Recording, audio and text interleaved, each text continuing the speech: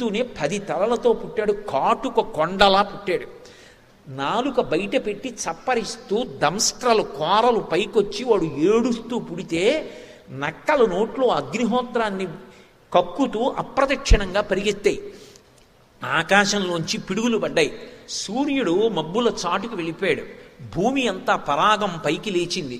సముద్రములన్నీ కూడా కదిలిపోయి పర్వతములు ఘూర్నిల్లై అంత భయంకరమైన శకునములు కనపడుతుండగా పెద్దవాడు పుట్టాడు. తర్వాత కూడా అటువంటి శకునాలు కలుగుతుండగా కుంభకర్ణుడు పుట్టాడు. తర్వాత అటువంటి శకునాల్లో శూర్పణక పుట్టింది. తర్వాత పరమధర్మాత్ముడు అన్ని శుభశకునాలు చూపిస్తుండగా విభీషణుడు పుట్టాడు. ఈ నలుగురికి పేర్లు పెట్టాడు. ఈ నలుగురికి ఆ పేర్లు సుమాలి ఉంచాడు. అందున పులశ్చ బ్రహ్మ వచ్చారు. పులశ్చ బ్రహ్మ వచ్చి ఆయన రావణాసురుడికి పేరు పెట్టారు. ఒరే, నువ్వు 10 తలలతో పుట్టావు, అందుకని మొదటివాడివి నీకు దశగ్రీవుడని పేరు ఉంచుతున్నానన్నాడు. ఆయన పేరు దశగ్రీవుడు. ఆయన బిరుదునామం రావణ ఎక్కువ చలామణి చేసుకున్నాడు. దశగ్రీవుడని పేరు ఉంచాడు. వాళ్ళు లోకకంటకులై గోకర్ణంలో బ్రహ్మగారి గురించి తపస్సు చేశారు, కుబేరుడంతటి వాడు కావాలని. ఆ తపస్సుకు మెచ్చి బ్రహ్మగారు వచ్చారు. దేన్ని మెచ్చుకుని దానికి తగినట్టుగా అనుగ్రహించడం వాళ్ళ లక్షణం. కాబట్టి బ్రహ్మగారు వచ్చారు. ఏం కావాలన్నారు? నాకు చావు ఉండకూడదన్నాడు. అది ఈ లోకానికి చెల్లదు. ఇంకొక మాట అడుగు, మొత్తం సృష్టిలో ఎన్ని జాబితాలు ఉన్నాయో అన్నీ చదివేశాడు. యక్ష గంధర్వ కిన్నెర కింపురుష దానవ దైత్య దేవతలు అందరి పేర్లు చదివాడు. వీళ్ళ చేత మృత్యు ఉండకూడదు. బ్రహ్మగారు ముక్కును వేలేసుకున్నాడు. ఇది ఎక్కడ గొడవరా అని ఒక్క మాట అన్నాడు. తృణభూతాహితామన్యే ప్రాణినో మానుషాదయ అన్నాడు. మనుష్యుల చేతిలో మృత్యు ఉండకూడదని అడగను. వాళ్ళు గడ్డి పరక, వాడి చేతిలో చావు ఉండకూడదని అడగడం కూడా ఏమిటి? దానికి వరమా? అడగనన్నాడు. మనుష్యుల చేతిలో మృత్యు ఉండకూడదని అడగలేదు. వాళ్ళు గడ్డి పరక నేను ఎందుకు ఉండాలని అడగాలని అడిగాడు. తృణభూతాహితామన్యే ప్రాణినో మానుషాదయ అన్నాడు. తథాస్తు అన్నాడు. కుంభకర్ణుడి దగ్గరికి వెళ్ళాడు. దేవతలు పరిగెత్తుకొచ్చారు. పరిగెత్తుకొచ్చి, అయ్యా ఆయనకి వరం ఇద్దాం అనుకుంటున్నారా? ఆయన ఇప్పుడే కొద్దిగా ఆకలి తీరడానికి అందాక ఏదన్నా నోట్లో వేసుకుందామని ఇప్పుడే నందనవనానికి వచ్చాడు. ఒక 14 మంది ఋషుల్ని, కొంతమంది అప్సరసల్ని, కొంతమంది దేవతల్ని, ఇటువంటి వాళ్ళందరినీ కనపడ్డ వాళ్ళని నోట్లో పడేసుకుని మళ్ళీ జపం కోసం వచ్చాడు. ఇక నువ్వు వరం కూడా ఇస్తే నువ్వు సృష్టి చేస్తావు, ఈయన తింటుంటాడు, అంతే, లోకం ఉండదు. కాబట్టి జాగరూకుడవు కా అన్నారు. బ్రహ్మగారు ఎలా వరం ఇవ్వాలి? ఇస్తే లోకాలు నిలబడవు, అలా తినేస్తాడు. అందుకని సరస్వతీదేవిని స్మరించాడు. వెంటనే సరస్వతీదేవి వచ్చింది. వీడి వలన లోకములకు ఉపద్రవం కలగకుండా సరస్వతి అనుగ్రహించన్నాడు. ఆవిడ వెళ్ళి కుంభకర్ణుడి నాలిక మీద నిలబడింది. బ్రహ్మగారు దగ్గరికి వచ్చి ఏం కావాలన్నారు? నాకు కొన్ని సంవత్సరముల పాటు నిద్ర కావాలన్నాడు. తథాస్తు. పడుకుంటాడు కదా, ఇక లోకాలకు ఉపద్రవం లేదు. సరస్వతీదేవి అంతర్ధానమైంది. వాడు చటుక్కుని లేచి అన్నాడు, అన్నయ్య ఏమడిగానన్నాడు. అదేం అడగడం రా, కొన్ని సంవత్సరాలు నిద్రపోతానని అడిగావు అన్నాడు. మీకు రామాయణంలో విచిత్రం తెలుసా? కుంభకర్ణుడు ఎంతుంటాడో అంత పెద్ద ప్రాణి రామాయణ కాలంలో ఈ భూమండలం మీద ఇంకొకటి లేదు. అంత ఆకృతి పడింది. కాబట్టి నిద్రపోతానని అడిగావురా, ఇదెక్కడ వరం రానీకన్నాడు. అన్నయ్య నన్ను దేవతలు ఏదో మాయ చేశారన్నాడు. కానీ వెళ్ళడానికి నిద్ర వచ్చేస్తుంది. ఈలోగా పెద్ద మందిరం కట్టారు, అందులో పడుకున్నాడు కాబట్టి ఉపద్రవం వెళ్ళిపోయింది. శూర్పణక సరే తపస్సు చేయలేదు. విభీషణుడు తపస్సు చేశాడు. బ్రహ్మగారు ఇల్లు అడిగారు, నీకేం కావాలన్నారు. ఎంత ఆపద సంభవించినా సరే ధర్మం మాత్రం నేను తప్పకూడదన్నాడు. నీకు వరం ఇస్తున్నాను, నువ్వు చిరంజీవివి, నువ్వు ఎప్పటికీ ఉంటావు, నీకు మృత్యువు లేదన్నాడు. ధర్మాన్ని నమ్ముకున్న వాడికి మృత్యు ఉండదు, వాడు చిరంజీవి, నీకు చిరంజీవిత్వాన్ని ఇస్తున్నానన్నాడు. ఆ తర్వాత ఒకప్పుడు సుమాలి చెప్తే కాదన్నా, తరువాతి కాలంలో మహాపార్శ్వుడు మొదలైన రాక్షసులు వచ్చి కాంచనలంక ఒకప్పుడు మనది, నీ అన్నగారైన కుబేరుడు, మరి విశ్రవసో బ్రహ్మ కుమారులే కదా ఇద్దరు, నీ అన్నగారు ఆక్రమించాడు, నీ అన్నగారిని తరిమి కొట్టి లంక స్వాధీనం చేసుకోమన్నారు. ముందు వద్దన్నాడు, కానీ తర్వాత రాయబారం పంపాడు. పాపం కుబేరుడు అన్నాడు, అయ్యయ్యో అదేమిటి, మన ఇద్దరం అన్నదమ్ములం, పంచుకోవడం ఎందుకు, ఇద్దరం కలిసి పరిపాలిద్దాం, అంతఃపురానికి రమ్మన్నాడు. నేను రానని యుద్ధం చేయడానికి సిద్ధపడితే కుబేరుడు వెళ్ళి అడిగాడు విశ్రవసో బ్రహ్మని, నాన్నగారు యుద్ధానికి వస్తానంటున్నాడు, రావణుడు నేను చేయమంటారని అడిగాడు. ఒక పని చీరా, వాడు ధూర్తుడు, నన్ను వచ్చి అడిగాడు, అన్నయ్యని నిర్జించైనా సరే తీసుకుంటానంటున్నాడు, వాడి జోలి నీకొద్దు, నువ్వు ఆకాశంలో మందాకిని ప్రవహిస్తోంది, అది ఉత్తర దిక్కుగా హిమాలయ పర్వతాల మీద ప్రవహిస్తూ ఉంటుంది. కైలాసం పక్కనే నువ్వు మళ్ళీ వేరొక నగరాన్ని నిర్మాణం చేసి యక్షులతో కలిసి అక్కడికి వెళ్ళిపో, రావణుడు లంకని ఆక్రమిస్తాడని అనుమతిచ్చాడు. కుబేరుడు నిశ్శబ్దంగా వెళ్ళిపోయాడు పుష్పక విమానాన్ని తీసుకొని. రావణాసురుడు లంకని ఆక్రమించాడు. ఆక్రమించే ముందు అడిగాడు, ఈ లంక ఎక్కడిది? స్వర్ణంతో తయారు చేశారు కదా, ఇంత గొప్ప పట్టణం, ఇంత అందంగా ఉందే, ఇది ఎక్కడిదని అడిగాడు. అడిగితే అప్పుడు మహాపార్శ్వుడు చెప్పాడు, ఒకప్పుడు రాక్షసులందరూ అమరావతి లాంటి నగరం కావాలని ఆశపడ్డారు. వాళ్ళకి ఇప్పుడు దేవతలతో పోటీ కదా, అందుకని వాళ్ళు విశ్వకర్మ దగ్గరికి వెళ్ళి అడిగారు, ఒక గొప్ప పట్టణాన్ని మా కోసం తయారు చెయ్యమని. అప్పుడు విశ్వకర్మ ఒక మాట చెప్పాడు, నాకు అప్పుడప్పుడు కొద్దిగా ఖాళీ దొరుకుతూ ఉంటుంది, ఖాళీగా కూర్చోవడం ఎందుకని నేను టంకములు పట్టుకుని అమరావతి లాంటి పట్టణాన్ని భూమి మీద చెక్కడానికి అనువైనటువంటి ప్రదేశం ఉందా అని వెతికాను. త్రికూటము సువేలము అని 2 పర్వతాలు ఉన్నాయి లంకలో. అందులో త్రికూట పర్వతం మీద కాంచన లంకని నిర్మాణం చేశాను. అమరావతి ఎలా ఉంటుందో ఆ కాంచన లంక అలాగే ఉంటుంది. అది అంతా బంగారము, వజ్రములు, వైఢూర్యములు, పగడములు అటువంటి వాటితో నిర్మాణం చేశాను. దానితో తుల్యమైంది భూమి మీద లేదు, దాన్ని మీరు ఆక్రమించండి అన్నాడు. అది ఎవరిది అంటే ఎవరి కోసం నిర్మింపబడింది కాదు, అది విశ్వకర్మది. అది రాక్షసులకి కొంతకాలం ఇచ్చాడు. శ్రీ మహావిష్ణువు తరిమేశారు, కుబేరుడు పుచ్చుకున్నాడు. కుబేరుడు అన్నగారన్న ధర్మం కూడా లేకుండా తరిమి కొట్టి ఆక్రమించాడు రావణాసురుడు. కాబట్టి నిజానికి ఆ లంక రావణుడిది కాదు, అది విశ్వకర్మది. విశ్వకర్మ లంకని రావణుడు నాది అని పరిపాలిస్తున్నాడు, అబద్ధం చెప్పి పరిపాలిస్తున్నాడు, ఆయనది కాదు. ఆ తర్వాత ఒకప్పుడు కుబేరుడు దూతని పంపించి, తప్పురా, నువ్వు తప్పుడు పనులు చేస్తున్నావు, ఇటువంటి పనులు చెయ్యవద్దని సందేశం పంపాడు. నాకు సందేశం పంపేవాడివా అని కుబేరుడి మీదకి యుద్ధానికి వెళ్ళి కుబేరుడిని తల మీద గదతో కొట్టి నెత్తురు కక్కుకుని స్పృహ తప్పి పడిపోయేటట్టు చేసి పుష్పక విమానాన్ని బలవంతంగా అపహరించి తీసుకొచ్చాడు. ఇప్పుడు మీరు లంకాపట్టణం గురించి ఆలోచిస్తే పైకి చాలా సౌందర్యం, కానీ అది ఎవరిదో ఇల్లు, వీడు బలవంతంగా ఆక్రమించాడు. అసలు యజమాని దగ్గరికి కూడా రానివ్వడు, యజమాని పేరు కూడా చెప్పడు. ఆ యజమానికి వీడితో గొడవ ఎందుకని వదిలేశాడు. వస్తే వస్తుంది, లేకపోతే లేదు. చూడండి, అమాయకులు కట్టుకున్న భవనాలు ధూర్తులు ఆక్రమిస్తారు, అలా ఆక్రమించాడు. అందులో ఉన్న వస్తువులు ఏమైనా మీరు చూడ్డానికి వెళ్ళారనుకోండి, ఆ వస్తువులు చూసి పుష్పక విమానం అబ్బా చాలా బాగుంది అంటాం పైకి, కానీ అదో ఎత్తుకొచ్చిన వస్తువు. అందులో ఉన్నవన్నీ, అందులో ఉన్నటువంటి వాళ్ళు రావణుడు ఇష్టపడి తెచ్చినవన్నీ కూడా ధర్మ విరుద్ధంగా ఎత్తుకొచ్చి అక్కడ పెట్టినవే. ఇప్పుడు బాహ్యంలో సౌందర్యం, ఆంతరముగా అది రావణుడి దుష్టబుద్ధికి ప్రతీక. ఇది బాహ్యంలో పాలితాం రాక్షసేంద్రేణ నిర్మితాం విశ్వకర్మణ ప్లవమాన వివాకాశే దదర్శ హనుమాన్ పురీం. ఎక్కడైనా ఓ నగరం అంటే భూమి మీద ఉండాలి. లంకాపట్టణానికి ఉన్న సౌందర్యం ఏమిటంటే అది ఆకాశంలో వేలాడుతున్నట్టుంటుంది. అందుకే ప్లవమానా వివాకాశే అన్నారు మహర్షి. అంటే అసలు అది చూడ్డానికే అంత అందంగా ఉంటుందో చూడండి. అటువంటి లంకాపట్టణాన్ని నిర్మాణం చేశాడు విశ్వకర్మ.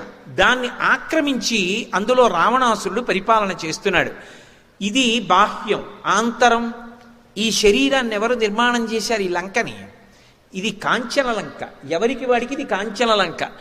అద్దం ముందు నించుంటే ఎవరికి వాడికే కాంచన లంక. నేను చాలా బాగుంటానన్న భావన లేదనుకోండి, అసలు మనిషి బ్రతకగలడండి? బ్రతకలేడు. ఎవరికి వాళ్ళకే అబ్బా నేను ఎంత బాగుంటానో అని అనిపిస్తుంది, అలా అనిపించాలి కూడా, అలా అనిపించకపోతే ఉండలేడు. కాబట్టి కాంచన లంక నిజానికి ఇది ఎవరు నిర్మించాడు? ఇందులో ఒక చిన్న చుక్క పెట్టినంత కూడా ఎక్కడా డబ్బిచ్చి మనం తెచ్చుకున్నది లేదు. చర్మము, రక్తము, మాంసము, కొవ్వు, అస్థి, శుక్ల, మేధ, 7 ధాతువులు, కర్మేంద్రియములు, జ్ఞానేంద్రియములు, నిత్యము రక్తకేశనాళికల్లోంచి వెంట్రుకలంత సన్నగా ఉన్నటువంటి గొట్టాల్లోంచి నెత్తురు తిరగడం, ఇవన్నీ కూడా చేస్తున్నవాడు పరబ్రహ్మ. మనం నోట్లోకి తింటే కడుపులో జీర్ణం చేసేవాడు ఆయన. తెల్లవారేటప్పటికి మళ్ళీ పిప్పి మిగిలిపోతే సంవరణీ కండరములు సడలిపోయి బయటికి వెళ్ళిపోయేటటువంటి ఏర్పాటు చేసినవాడు ఆయన. ఇంత గొప్పగా ఆయన నిర్మాణం చేస్తే నేను నాది అని ఇలా చూపిస్తాను. ఎక్కడున్నాడు రావణాసురుడు? ఇక్కడే ఉన్నాడు. కాబట్టి పాలితాం రాక్షసేంద్రేణ నిర్మితాం విశ్వకర్మణ ప్లవమానా వివాకాశే దదర్శ హనుమాన్పురి. ఇది ఆశ్చర్యంగా చూస్తున్నారు హనుమ. అంటే ఒక జ్ఞాని, ఒక యోగి శరీరంలో తాదాత్మ్యత పొంది ఉండేటటువంటి వాళ్ళని చూసేటటువంటి విధానాన్ని ఆవిష్కరిస్తున్నారు ఆంతరంగ మహర్షి. అందుకే బహువిధముల సుందరకాండ. ఇన్ని సౌందర్యాలు ఏకకాలమునందు ఆవిష్కృతమవుతాయి. సరే, లంకలోకి ప్రవేశించాలి కదూ, మరి ఇంతమంది విచ్చుకత్తులు పట్టుకు తిరుగుతుంటే ఎలా వెతకడం? అందుకని సూర్యే చాస్తం గతే రాత్రం దేహం సంక్షిప్యమారుతి వృషదంశకమత్రస్సన్ బభూవా అద్భుత దర్శన. సూర్యాస్తమయమైపోయి చీకటి పడిపోయిన తరువాత రాక్షసులకి భోగకాలం కనుక వాళ్ళు భోగాలు అనుభవిస్తూ ఉంటారు. కాబట్టి ఇప్పుడు నేను సీతాన్వేషణం చెయ్యాలి అని చెప్పి పిల్లంత శరీరాన్ని చేసుకున్న వారై చిన్న శరీరాన్ని పొంది ఆయన లంకాపట్టణంలోకి వెళ్ళడానికి సిద్ధపడ్డారు. బ్రహ్మగారి వరం కామరూపి. ఏ రూపం కావాలంటే ఆ రూపాన్ని పొందుతారు. పిల్లంతా అనడం ఎందుకు? వృషదంశకమాత్రస్సన్, చీకట్లో మిగిలిన వాళ్ళు చూడలేని దాన్ని పిల్లి చూస్తుంది. యోగి అందరూ చీకట్లో ఉంటే ఆయన ఒక్కడు వెలుతురు చూస్తుంటాడు, పరబ్రహ్మాన్ని చూస్తాడు. అందుకే పిల్లంత వారై లంకాపట్టణంలో వెతకడానికి సింహద్వారం దగ్గరికి వెళ్ళారు. అక్కడికి వెళ్ళేటప్పటికే ఎదురుగుండా లంక కనపడింది. లంక అంటే లంకాపట్టణం కాదు, లంక యొక్క అధిష్టాన దేవత. ప్రతి ఊరికి ఒక అధిష్టాన దేవత ఉంటుంది. ఒకానొకప్పుడు లవకుశుల్లో లవకుమారుడు అయోధ్య పట్టణాన్ని విడిచిపెట్టి దూరంగా వేరే ఊరు వెళ్ళి అక్కడ రాజధాని నిర్మాణం చేద్దాం అనుకున్నాడు. ఆయన హంసతూలికా తల్పం మీద పడుకునుండగా ఎవరో స్త్రీ ఏడుస్తున్నట్లు వినపడింది. ఆయన కళ్ళు తెరిచి చూశాడు. అయోధ్య అధిష్టాన దేవత కనపడింది. కనపడి, ఇంతకాలం మీ పూర్వీకులు పరిపాలించారో అయోధ్యని విడిచిపెడతావా అని అడిగింది. అమ్మ, వదిలిపెట్టనని వెనక్కి వచ్చాడు. అందుకే ఇప్పటికీ ఏదైనా ఊరు విడిచిపెట్టి ఇంకొక ఊరు వెడుతుంటే ఆ ఊరి అధిష్టాన దైవానికి నమస్కారం చేసి వెళ్ళాలి. అమ్మ, నేను మళ్ళీ క్షేమంగా తిరిగి వచ్చేటట్టుగా నన్ను అనుగ్రహించు అని.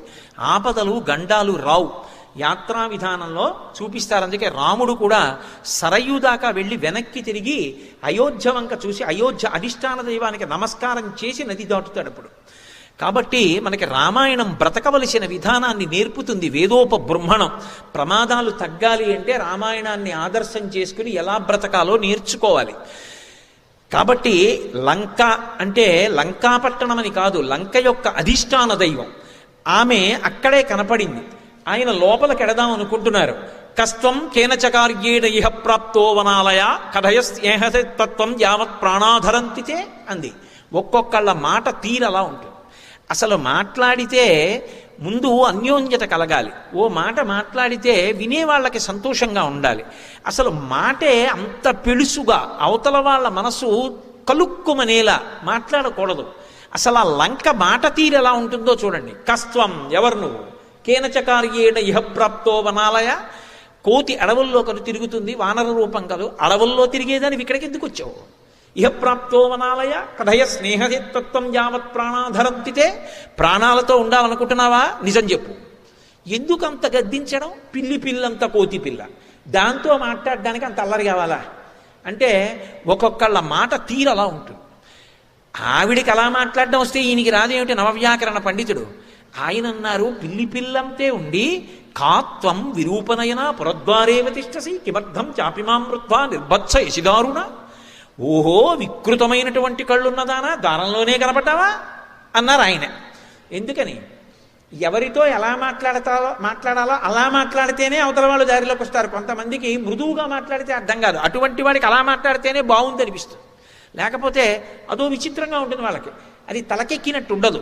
అందుకే కాత్వం విరూపనైన పురద్వారేవ తిష్టసి.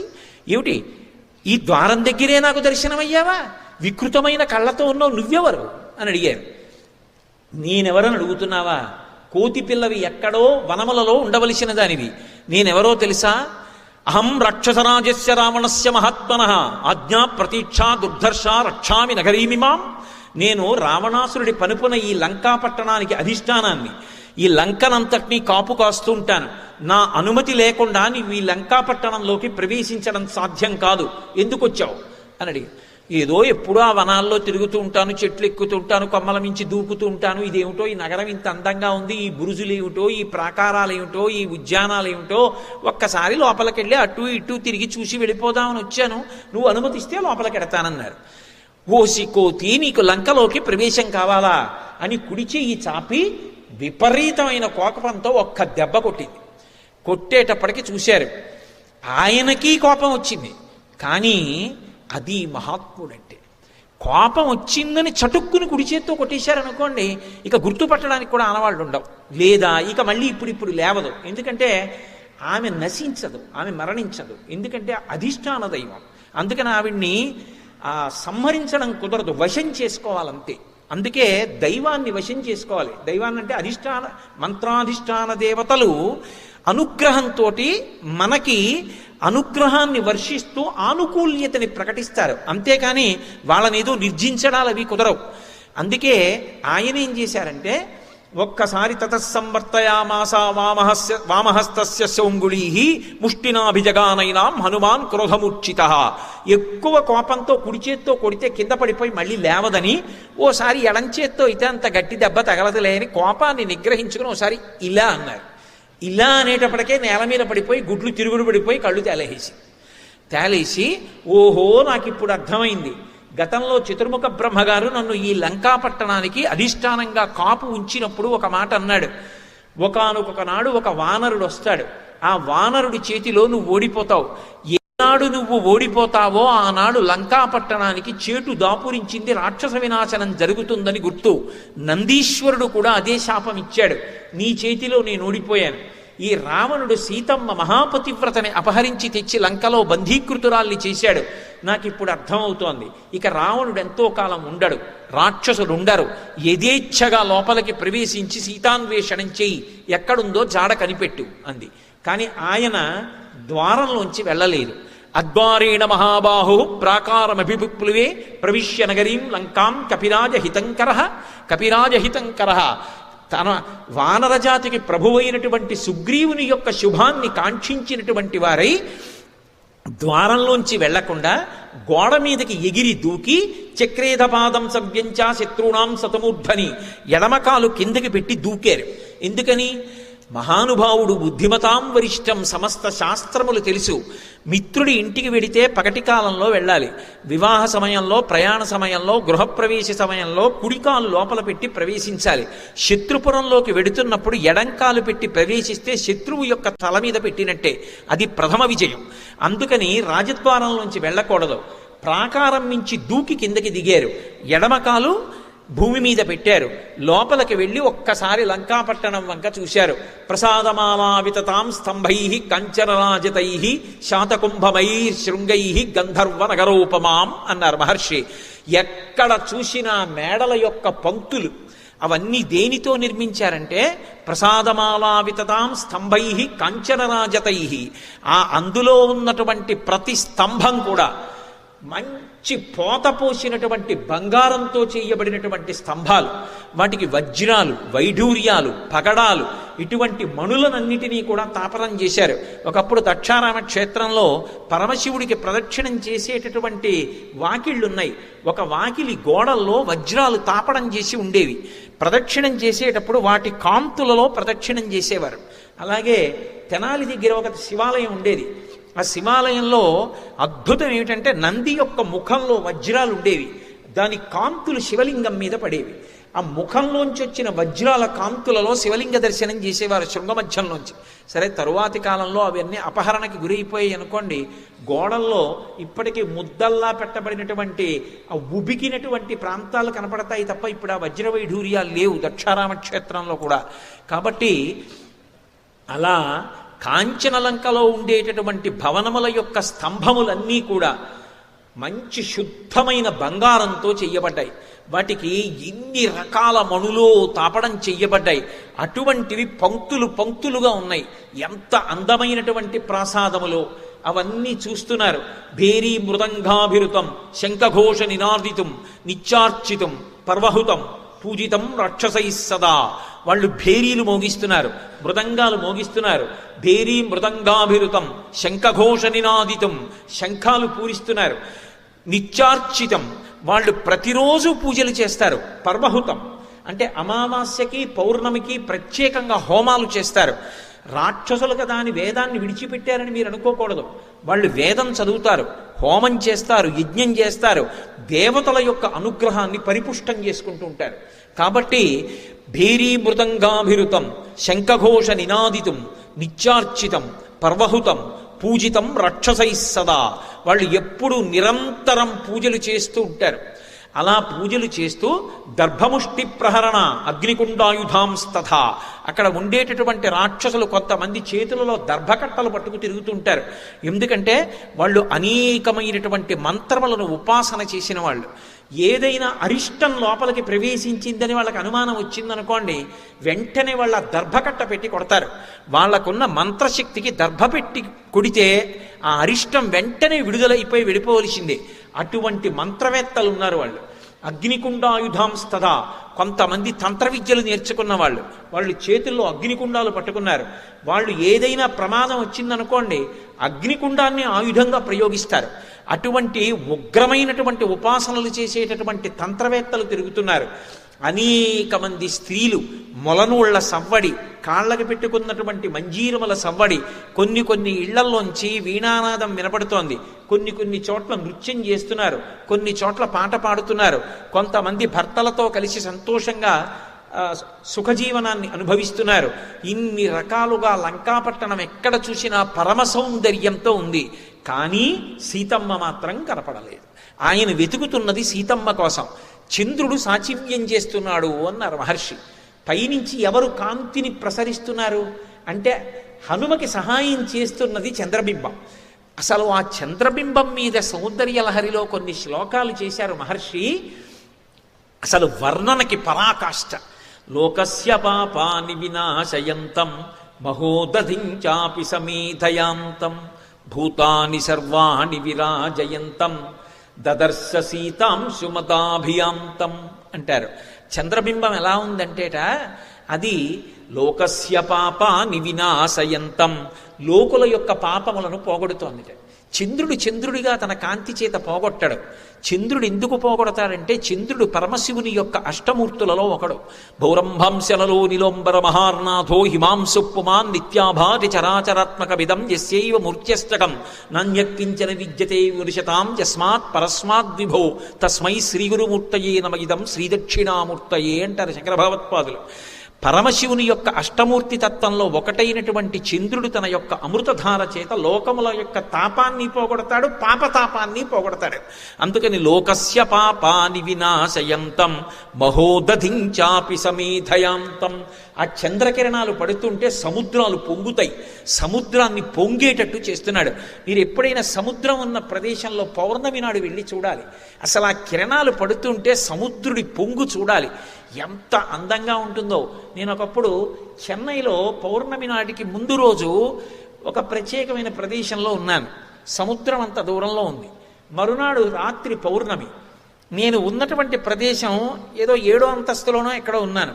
చాలా దగ్గర వరకు సముద్ర ప్రవాహం వచ్చేసి మళ్ళీ మర్నాటికి తీసేసి పౌర్ణమి వచ్చేటప్పటికి పొంగుతుంది సముద్రం. చంద్రుడు సముద్రాన్ని పొంగింపచేస్తాడు.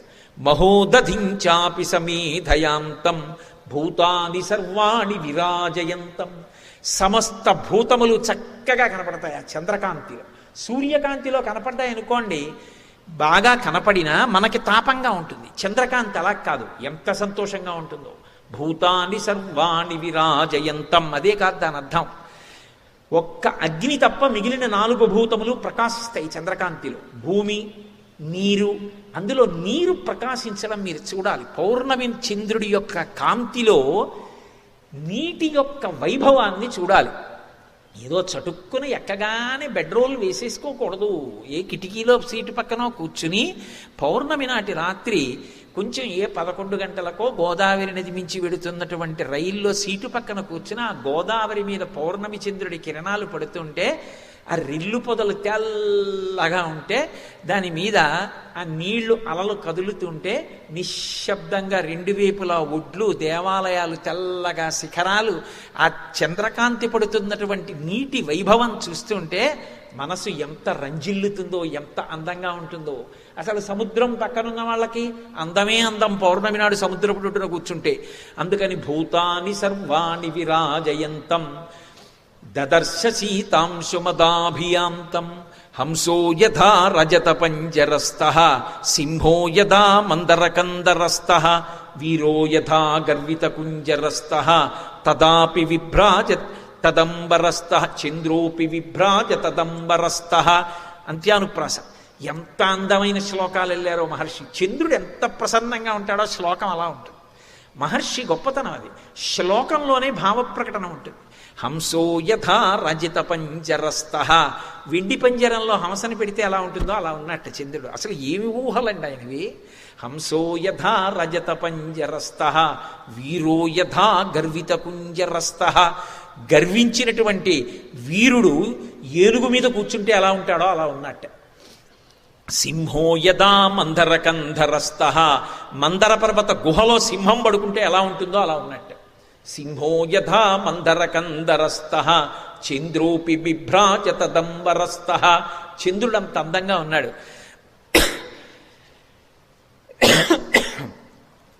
వినిష్ట సీతాంశు తుషార పంకో మహాగ్రహగ్రహ వినిష్ట పంక ప్రకాశలక్ష్మ్యాశ్రయ నిర్మలాంకో రరాజచంద్రో భగవాన్ శశాంక. భగవాన్ అంటారు. అసలు సుందరకాండలో ఏ పౌర్ణమి నాడో ఇంటి మేడ మీదకి వెళ్ళి కూర్చుని, ఏ పడక కుర్చీలో కూర్చుని ఈ శ్లోకాలన్నీ జ్ఞాపకం తెచ్చుకొని చంద్రబింబం వంక చూస్తుంటే ఎంత ఆనందంగా ఉంటుంది అనుకుంటున్నారు మనస్సు. ఎంత అందంగా చెప్పారంటే వినిష్ట సీతాంశు తుషార పంకో. ఈ మంచు పడేటటువంటి కాలంలో చంద్రుడు ఉదయించినప్పుడు సాయంకాలం వేళ కూడా కొద్దిగా మంచు ఉంటుంది. కారు బయట పెట్టి ఉపన్యాసానికి వచ్చి మళ్ళీ బయటకు వెడితే కారు మీద మంచు అడ్డుకుంటుంది. మొదట ఆయన ఉదయిస్తున్నప్పుడు మంచు అడ్డు వస్తుంది. బాగా ఉదయించిన తర్వాత మంచు తలక కొడతాడు. వినిష్ట సీతాంశు తుషార పంకో మహాగ్రహగ్రహ వినిష్ట పంక. సూర్యుని యొక్క కిరణములు చంద్రుడి మీద పడి చంద్రుడు ప్రకాశిస్తూ మంచుని పోగొడుతున్నాడు. ప్రకాశలక్ష్మ్యాశ్రయ నిర్మలాంకో, ఆయనలో కుందేలులా ఉన్నటువంటి మత్స బాగా కనపడుతోంది పౌర్ణమి చంద్రుడు కాబట్టి. ప్రకాశలక్ష్మ్యాశ్రయ నిర్మలాంకో రరాజచంద్రో భగవాన్ శశాంక. శిలాతలం ప్రాప్య యథా మృగేంద్రో మహారణం ప్రాప్య యథా మృగేంద్ర రాజ్యం సమాసాద్య యథా నరేంద్రో స్తథా ప్రకాశో విరరాజచంద్ర. ఎన్ని చెప్తారో. శిలాతలం ప్రాప్య యథా మృగేంద్రో, ఒక మహారణ్యంలో ఎత్తైన ప్రదేశం మీద ఒక పెద్ద బండరాయి ఉందనుకోండి.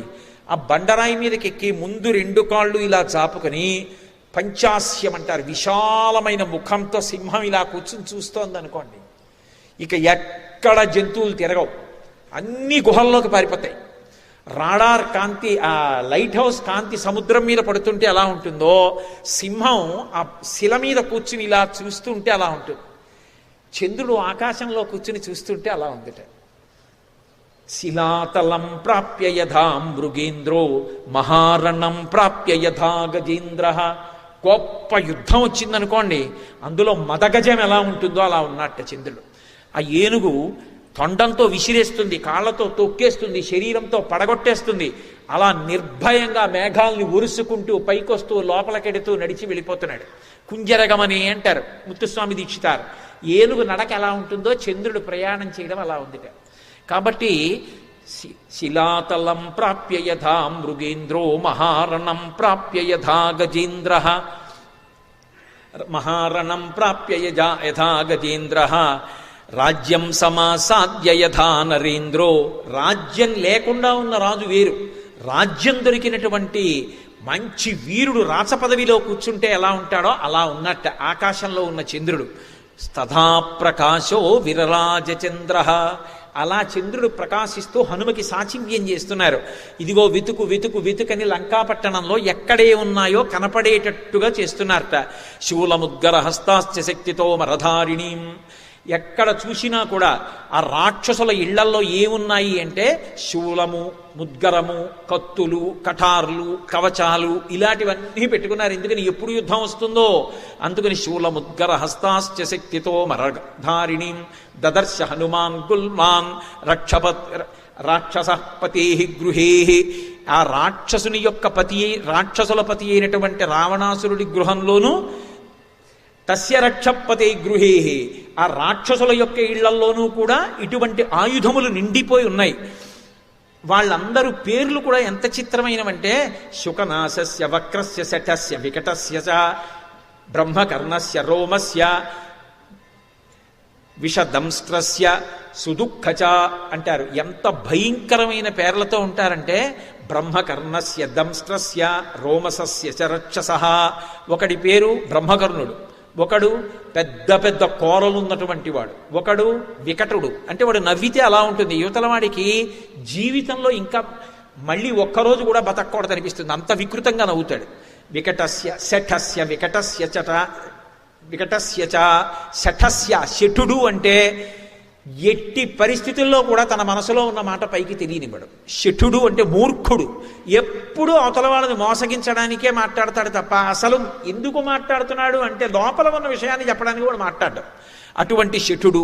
శుకనాసస్య వక్రస్య శఠస్య వికటస్య చ బ్రహ్మకర్ణస్య దంస్ట్రస్య రోమసస్య చరక్షసః. ఒకడి పేరు రోమశుడు, వాడికి ఒంటి నిండా వెంట్రుకలే, ఒకడికి పెద్ద కన్ను, ఒకడికి పెద్ద చెవి, ఒకడికి పెద్ద కడుపు. వికృతమైనటువంటి రాక్షసులు.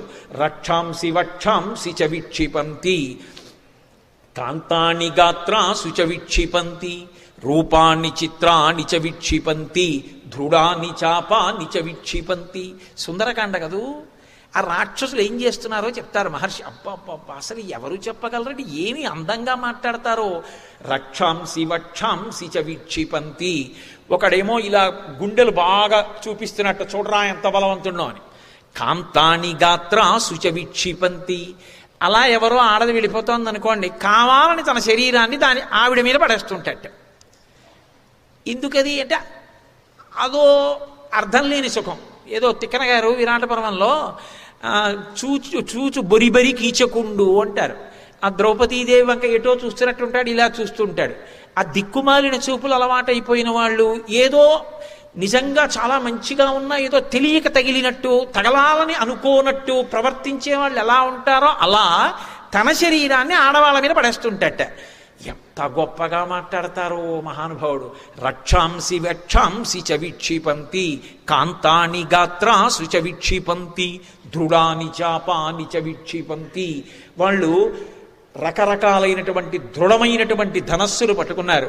రూపాన్ని చిత్రాన్ని చ విక్షిపంతి పరస్పరం చాదికమక్షిపంతి. అసలు ఆ భాష, ఆ అక్షరాల సౌందర్యం, ఆ అంచానుప్రాస ఏమి శ్లోక ప్రయోగం చేశారండి మహర్షి.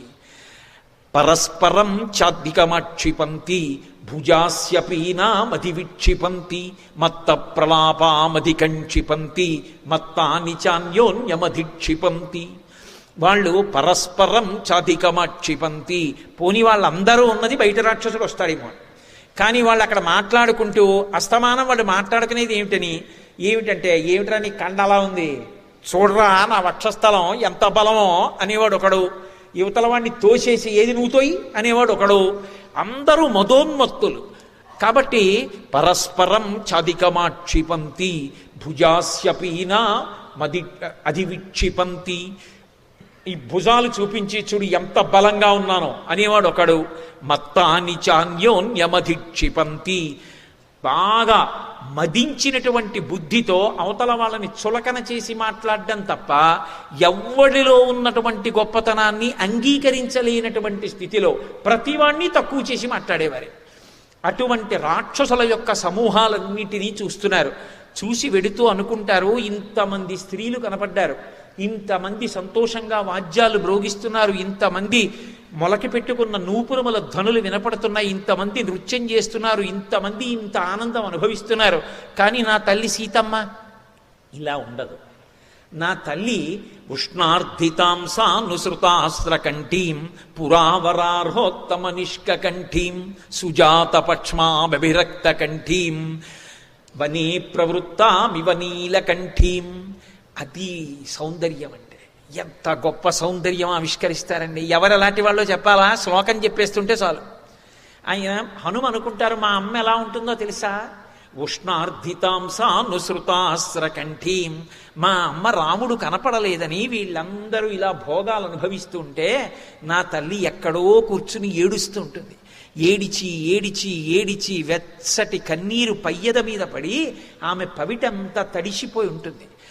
పురావరార్హోత్తమ నిష్కంఠీం. రాముడు మెడలో ఆమెకి బహుమానంగా ఇచ్చిన గొప్ప పతకం ఒకటి ఉంది. ఆ పతకం ఆవిడ మెడలో వేసుకుంటుంది. ఎందుకంటే ఇది రాముడు కట్టిన పతకం అని చెప్పి మెడలో వేసుకుంటుంది. కానీ ఇప్పుడు రాముడు పక్కన లేడు కదూ, ఆ పతకం తన మెడలో ఉంటే తాను అందంగా రాముడి కోసం కనపడాలి. వీడున్న చోట ఈ పతకం ఎందుకని పెట్టుకోదు మా తల్లి. ఏమి అద్భుతమైన ఆలోచన అండి! ఎంత పవిత్రమైన ఆలోచన! పరిచయం ఉందా సీతమ్మతో? ఎప్పుడైనా చూశారా? కానీ మనసులో రామచంద్రమూర్తి ఇల్లాలంటే ఎలా భావన చేస్తున్నారో చూడండి. పురావరార్హోత్తమ నిష్కంఠీం సుజాత పక్ష్మామభిరక్త కంఠీం. మా తల్లి ఎంత అందమైనటువంటి కనుల సౌందర్యంతో ఉంటుంది. వనే ప్రవృత్తామివ నీలకంఠీం, ఆగమ విపిన మయూరీం కదూ ఆ తల్లి. అందుకని ఆమె వనములో తిరుగాడుతున్నటువంటి నెమలిలా ఉంటుంది. వనే ప్రవృత్తామివ నీలకంఠీం అవ్యక్తరేఖామివ చంద్రరేఖాం పాంసు ప్రసిద్ధామివ హేమరేఖాం క్షతప్రరూఢామివ బాణరేఖాం వాయుప్రభిన్నామివ మేఘరేఖాం. విదియనాటి చంద్రబింబం శుక్లపక్షంలో ప్రయత్నపూర్వకంగా చూస్తే తప్ప కనపడదు. మా అమ్మని సీతమ్మ అని ఎంతో ప్రయత్నంగా చూస్తే తప్ప అర్థం కాదు. అలా ఏడుస్తూ ఉంటుంది నా తల్లి, ఎక్కడో ఉంది. అవ్యక్తరేఖామివ చంద్రరేఖాం పాంసు ప్రసిద్ధామివ హేమరేఖాం. బంగారు తీగకి మట్టి పట్టేసింది అనుకోండి, అది బంగారు తీగ అని ఎవరికీ తెలియదు ప్రకాశం. అలా అంతటి మహాపతివ్రత శోకమూర్తి అయి తనని తాను రక్షించుకోలేని దానిలా ఉంటుంది. పతి ఆజ్ఞ లేదని తనని తాను రక్షించుకోలేక కాదు. క్షతప్రరూఢామివ బాణరేఖాం, బాణం గుచ్చుకుని బయటికి తీసేసిన ములుకు విరిగిపోతే ఎలా బాధ ఉంటుందో అలా రావణుడు నశిస్తాడు, రాముడు వస్తాడని నమ్మకం ఉన్నా వాడు అంటున్న మాటలు మనసులో గుచ్చుకుని మా తల్లి అంత బాధపడుతుంటుంది. క్షతప్రరూఢామివ బాణరేఖాం వాయుప్రభిన్నామివ మేఘరేఖాం. నల్లటి మబ్బొచ్చి వర్షం కురుస్తుంది అనుకోగా పెద్ద గాలొచ్చి కొట్టేస్తే పక్కకెళ్ళిపోయిన మబ్బు ఎలా ఉంటుందో అలా ఇంకైపోతోంది వనవాసం, అమ్మయ్య అంతఃపురానికి వెళ్ళిపోతామని చెప్పి సంతోషపడుతున్న సీతమ్మ యొక్క ఆశల మీద నీళ్లు చల్లి అకస్మాత్తుగా సీతాపహరణం జరిగి రావణాసురుడి చేత బందీకృత అయిన సీతమ్మ తల్లి యొక్క మనసు వెంపర్లాటలో అలా ఉంటుంది మా అమ్మ. అది అభివ్యక్తమై మా అమ్మ శోకమూర్తి అయి ఎక్కడో కూర్చుని ఉంటుంది. ఎంత పవిత్ర భావన! ఆ తల్లి గురించి ఎలా భావన చేశారో అలాగే సాక్షాత్కరించింది ఆయనకి. అని మా అమ్మ ఇలా ఉంటుందని వెతికారు వెతికారు వెతికారు, ఇక్కడ ఎక్కడా కనపట్టలేదనుకున్నారు. తిన్నగా రావణాసురుడి యొక్క అంతఃపురానికి వెళ్ళాడు. విభీషణుడు, మహాపార్శ్వుడు, కుంభకర్ణుడు, వీళ్ళందరి భవనాలు అయిపోయాయి. ఉత్తమం రాక్షసావాసం హనుమాన బలోజయన్ అససాదాద లక్ష్మీ వాన్ రాక్షసేంద్ర నివేశనం. రావణాంతఃపురానికి వెడితే బోలెడన్ని కక్ష్యలు. బయట కక్షల్లో ఏనుగుల మీద గుర్రాల మీద పహరా కాస్తూ విచ్చుకత్తులు పట్టుకుని లోపల రావణుడు నిద్రపోతున్నాడు. ఎవరు వస్తారో ఉపద్రవానికి, అందుకని విచ్చుకత్తులు పట్టుకుని పహరా కాస్తున్నారు. లోపలికి వెళ్లే కొద్దీ శబ్దం తగ్గిపోతోంది. పువ్వులు కట్టేవాళ్ళు, చందనం తీసేవాళ్ళు, మందంగా వీణ వాయించేవాళ్ళు ఆ లోపల ఎక్కడో పడుకున్నాడు. అక్కడ దాకా వెళ్ళి చూశారు, పుష్పక విమానం కనపడింది. ఓ, ఇది గొప్ప పుష్పక విమానమనా? పుష్పక విమానం వంక చూశారు. గృహాణి నానా వసురాజితాని దేవాసురైశ్చాపి సుపూజితాని సర్వైశ్చ దోషై పరివర్జితాని కపిర్దదర్శ స్వబలార్జితాని. ఇది సౌందర్యం అంటే. ఆ పుష్పక విమానంలో బోలెడన్ని గదులున్నాయి, బోలెడన్ని ఇళ్ళున్నాయి. కానీ అవన్నీ కూడా ఒక్క దాంట్లో కూడా ఏ దోషం లేదు. ఎన్ని సంపదలో సమకూర్చబడి ఉన్నాయి. ప్రతి దాంట్లోనూ కూడా దేవతల యొక్క ఆరాధన జరుగుతోంది. దేవతలు కూడా చూసి సంతోషించేటట్టుగా ఉంది ఆ విమానం అంతా కూడా. అటువంటి విమానాన్ని చూశారు. ఇంకొంచెం ముందుకు వెళ్ళారు. వెళ్ళి చూస్తే సవేష్మజాలం బలవాన్ దదర్శ వ్యాసక్త వైఢూర్య సువర్ణజాలం యథామహత్స్రా వృషిమేఘజాలం విద్యుచ్చినద్ధం సవిహంగజాలం. అక్కడ బంగారానికి వైఢూర్యాలు పొదగబడినటువంటి కిటికీలు ఉన్నాయి. ఒక్క కిటికీ వంక చూస్తేట ఇక ఇలా కన్ను తిప్పట్టు అక్కడే కూర్చోవడమే దాన్ని చూస్తూ. అది సౌందర్యం లంకది. అందుకే సవేష్మజాలం బలవాం దదర్శ. అది ఎలా ఉందంటేట ఆకాశంలో నల్లటి మబ్బు పట్టి సన్నటి వాన కురుస్తుంటే దాని కింద నుంచి పక్షుల బారు ఎగిరితే ఎంత అందంగా ఉంటుందో, బంగారానికి వైఢూర్యాలు పొదిగి దానికి అలంకారం చేసిన జాలు అలా ఉందిట. ఒక కిటికీ పరద అలా ఉంటుంది రావణాసురుడి మందిరంలో. అది చూడ్డానికి హనుమకి చాలా బలం కావలసి వచ్చింది అన్నారు మహర్షి. సవీశ్వజాలం బలవాన్ దదర్శ. బలం ఎందుకంటే చూడ్డానికి అంటే అలా కళ్ళప్పగించి చూస్తూ ఉండిపోకుండా ఇది కాదు నాకు కావలసింది సీతమ్మ అని కళ్ళు తిప్పుకోవడానికి బలం కావాల్సి వచ్చింది. అది లంక సౌందర్యం. ఇక అసలు ఆ లంకా సౌందర్యం ఎలా ఉంటుందో మీరు ఊహించండి. అది తపస్సమాధాన పరాక్రమార్జితం మనస్సమాధాన విచారచారిణం అనేక సంస్థాన విశేష దర్శనం తతస్తతుల్య విశేష దర్శనం. దాన్ని అపారమైనటువంటి తపస్సు చేసి కుబేరుడు సంపాదించాడు. ఆ కుబేరుణ్ణి ఓడించి పరాక్రమంతో రావణుడు తెచ్చాడు. దాని గొప్పతనం ఏమిటంటే అందులో కూర్చుని మనస్సుతో సంకల్పం చేస్తే చాలు ఎక్కడికి వెళ్ళమంటే అక్కడికి వెళ్ళిపోతుంది. అందులో ఉన్నటువంటి విశేషాలు చెప్పడం ఎవరికీ సాధ్యం కాదు, అన్ని విశేషాలతో ఉంది. అసలు రావణాసురుడు నిద్రపోయి కిందకి దిగిన తరువాత తిరిగేటటువంటి తివాచీ ఒకటి ఉంది. తివాచీ ఒకటి ఎంత గొప్పగా ఉందన్నారంటే మహర్షి, మహీకృత పర్వతరాజిపూర్ణా శైలాకృతా వృక్షవితానపూర్ణా వృక్షాకృతా పుష్పవితానపూర్ణా పుష్పంకృతం కేసరపత్రపూర్ణం. ఈ భూమినంతటినీ కూడా తివాచీ మీద చిత్రించారట. ఆ భూమిలో ఉన్నటువంటి పర్వతాలన్నింటినీ చిత్రించారట. పర్వతాల మీద చెట్లన్నీ చిత్రించారట. చెట్లకున్న పువ్వులన్నీ చిత్రించారట. పువ్వులకున్న కేసరాలన్నీ చిత్రించారట ఒక్క తివాచీ మీద. ఎంత అద్భుతం నిజంగా. ఒక తివాచీ ఎలా ఉంటే, ఓ కిటికీ పరద అలా ఉంటే లంక ఎలా ఉంటుంది, దాన్ని 5 రోజులు చెప్పడం నా తరమా. అలా అంత అద్భుతంగా ఉందిట ఆ లంకాపట్టణం, ఆ పుష్పక విమానం. నియుజ్యమానాస్తు గజాస్సు హస్తా సకేశరాశ్చోత్పలపత్రహస్తా బభూవ దేవీ చ కృతాసు హస్తా లక్ష్మీస్తథా పద్మిని పద్మహస్తా. అక్కడ లక్ష్మీదేవి యొక్క బంగారు ప్రతిమ ఉంది. 2 పక్కల ఏనుగులు కనక కుంభములను పట్టుకొని పద్మకించిల్కములతో అభిషేకం చేస్తున్నాయి. అంత అద్భుతమైన లక్ష్మీదేవికి ప్రతిరోజు నమస్కారం చేస్తాడు. ఇది సౌందర్యం. అక్కడ వరకు బాగుంది. లక్ష్మీర్ దివ్యైర్ గజేంద్రైర్ మణిగణకచితై స్థాపితా హేమ కుంభై నిత్యం సా పద్మహస్తా మమ వసతు గృహే సర్వమాంగళ్యయుక్తాం. కానీ ఆ లక్ష్మీదేవి ఎక్కడుంటుంది? నా పక్కింటి వాడి భార్య, నా ఎదురింటి వాడి భార్య కూడా లక్ష్మీదేవే. గృహలక్ష్మి గృహే గృహే. అక్కడికి వెళ్ళి నమస్కారం పెడతాడు. తెల్లవారగానే అశోకవనానికి వెళ్ళి సీతమ్మని చూడకూడని చూపు చూస్తాడు. ఇక్కడ నమస్కారం పెట్టడం ఎందుకు, అక్కడికి వెళ్ళి మాట్లాడడం ఎందుకు? చెప్పని సౌందర్యం. అలా బతక్కుస్మాను. ఇది మహర్షి యొక్క తీర్పు. కానీ ఎక్కడైనా పైకి చెప్తారా? చెప్పరు. దాటి లోపలికి వెళ్ళారు. రావణాసురుడు నిద్రపోతున్నటువంటి గది కనపడింది. అక్కడికి వెడితే మహర్షి ఒక దీపాన్ని వర్ణించారు. అసలు అది వాల్మీకి మహర్షికి తప్ప అన్యులకు సాధ్యం కాదు. ఏమి సౌందర్యం అండి. గోడకి కాగడా పెట్టారు ఇలాగా. ఆ కాగడా వెలుగుతోంది. అది ఇలా కదలదట. ఎందుకు కదలదంటే ఇలా కదిలిందనుకోండి, నిద్రపోతున్న రావణాసురుడి కళ్ళ మీద జ్యోతి ఇలా కదిలిందనుకోండి, వాడి కోపం వచ్చి ఇలా చూస్తే కాలుతున్నది కాలిపోతుంది. అందుకని కదలదు, అలాగే కాలుతోందట. మహర్షి అన్నారు, ప్రజ్ఞాయిత వివాపస్యన్ ప్రదీప్తాం తత్ర కాంచనాన్ ధూర్తామిహ మహాధూర్తై దేవనేన పరాజితాన్ అన్నారు. ఎక్కడి ఉపమానం! ఆ కాగడ అలా వెలుగుతుంటే ఎలా ఉందంటేట, జూదమాడడానికి వెళ్ళిన వాళ్ళు తన దగ్గరున్నదంతా పోగొట్టేసుకుని ఇంటికి పోవడానికి ఇంకా మనసు రాక, అయ్యో ఉన్నదంతా ఊడ్చిపెట్టేశాం ఇంకెందుకురా ఈ ఆటని వెళ్ళట్ట. నీ దగ్గర ఏం లేదా, తప్పుకో అంటారు. నిర్దాక్షిణ్యం అక్కడ. వాడు పక్కకి పోతాడు. మనం ముగ్గురం ముక్కలేసుకుందాం అనేదో పంచి పెట్టుకుంటూ ఉంటారు. వీడు వెళ్ళిపోవచ్చుగా ఇంటికి. వెళ్లకుండా ఇలా పక్కన కూర్చుని పక్కవాడి ముక్కల్లోకి ఇలా కళ్ళు విప్పి ధూర్తుడు ఓడిపోయినా చూస్తున్నట్టుగా కాగడ అలా వెలుగుతోందట కదలకుండా. పడుకున్నవాడు ఎటువంటి వాడో ఉపమానం అలా ఉండాలి.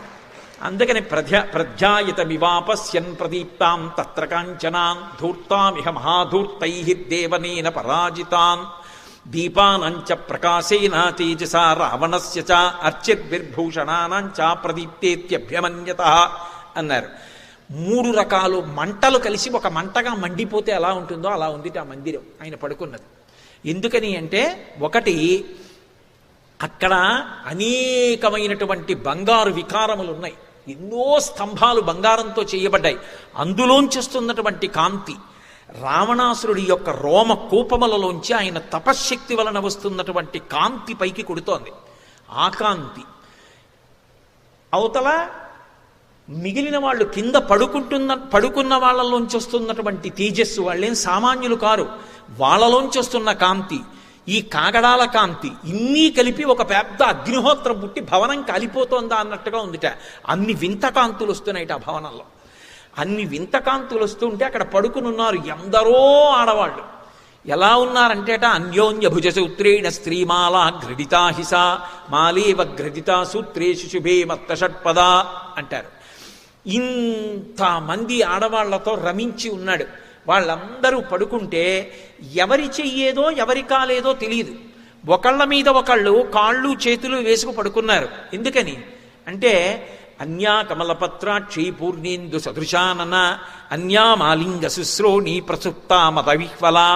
వాళ్ళు రావణాసురుడి చేత భోగింపబడి బడలి నిద్రపోతూ ఇంకా రావణుణ్ణి కౌగిలించుకొని పడుకున్నామనుకుని పక్కనున్నటువంటి స్త్రీని చుంబిస్తూ పడుకున్నారట. అలా పడుకుంటే అందరూ కూడా చేతులు కలిసిపోయి ఎవరి చెయ్యి ఏదో తెలియక ఒక పెద్ద మాల కట్టినట్టు పడుకున్నారట. ఇంతమంది నిద్రపోతున్నారు. ఒకటి వేణువ, ఒకటి మృదంగం, ఒకటి వీణ అలా కౌగిలించుకొని పడుకుంది. ఇక్కడ ఒక గొప్ప సౌందర్యం మీరు చూడాలి. ఒక ఆబోతు ఆవులతో రమించి పడుకుంటే పశువు కాబట్టి చెల్లింది. లోకములను పరిపాలిస్తున్న వాణ్ణి అని చెప్పినవాడు అలా పడుకోవడం ఎంత అసహ్యకరమైన విషయమో సుందరకాండలో పైకి సౌందర్యం, ఆంతరముగా రావణుడి శీల భ్రష్టత్వం దాన్ని ఆవిష్కరిస్తుంది. పోనీ ఆ వచ్చి కింద నేల మీద నిద్రపోతున్న వాళ్ళు సామాన్యులు కారు. నచాకులీన నచహీన రూప నదక్షిణాన నుపచారయుక్త భార్యాభవత్తస్య నహీన సత్వా నచాపి కాంతస్య నకామనీయ. వాళ్ళందరూ ఉత్తమమైన జన్మలు కానివారు కాదు. రావణుడు బలవంతంగా తెచ్చిన వాళ్ళు కాదు. రావణుని మోహించి తమంత తాము వచ్చినవారు. ఇంతకుముందు వివాహమైన వారు కాదు. అన్యపురుషుల యందు వాడికి అనురక్తలైనటువంటి వారు కాదు. అటువంటి వాళ్ళు అంతమంది వచ్చి ఆయనతో క్రీడించి పడుకుని ఉన్నారు. వీళ్ళు సీతమ్మ కాదు. మహర్షి ఒక అద్భుతమైన మాట అంటారు. పక్కవారి బట్ట యువతల వారు మీద వేసుకున్నారంటారు. అంటే వారి ఒంటి మీద బట్ట వారి ఒంటి మీద లేదని వేరే చెప్పాలా? అంటే ఎంత అసహ్యకరమైన స్థితి అక్కడ ఉంది. కానీ సీతమ్మని వెతకాలా వద్దా? అందుకని ఒక్కొక్కరిని చూస్తున్నారు. ఈమె సీతమ్మ కాదు, మా తల్లి ఇలా ఉండదు అనుకుంటూ వెళ్ళారు. తాసాం ఏకాంత విన్యస్తే శయనాం చయనే శుభే దదర్శ రూప సంపన్నామపరాస కపిస్ప్రియం. ఒక చోట ఏకాంతంగా హంసతూలికా తల్పం మీద మహాసౌందర్య రాశి అయినటువంటి ఒక స్త్రీ వేరుగా పరమ గౌరవంగా పడుకుని నిద్రపోతోంది. చూశారు. ఓ, వీళ్ళల్లా పడుకోలేదు, ఒక్కతే దూరంగా పడుకుంది. ఇంత కాంతి, ఇంత తేజస్సు, ఇంత శోభతో ఉంది. ఈమెయే నా తల్లి సీతమ్మ. ఆనందపడిపోయారంతే. ఆనందపడిపోయి ఒక్కసారి అది తట్టుకోలేక స్తంభానరోహాత్ నిపపాత భూమౌ నిదర్శయన్ స్వాం ప్రకృతిం కపీనాం. ఆ హనుమ పరమ సంతోషంతో చుచుంబపుచ్చం ననంద చిక్రీడ జగౌ జగామ స్తంభానరోహాత్ నిపపాత భూమౌ నిదర్శయన్ స్వాం ప్రకృతిం కపీనాం. గంతులేసేశారు. అస్ఫోటయామాస చుచుంబపుచ్చం. భుజాలు ఇలా కొట్టేసుకున్నారట. ఆనందం.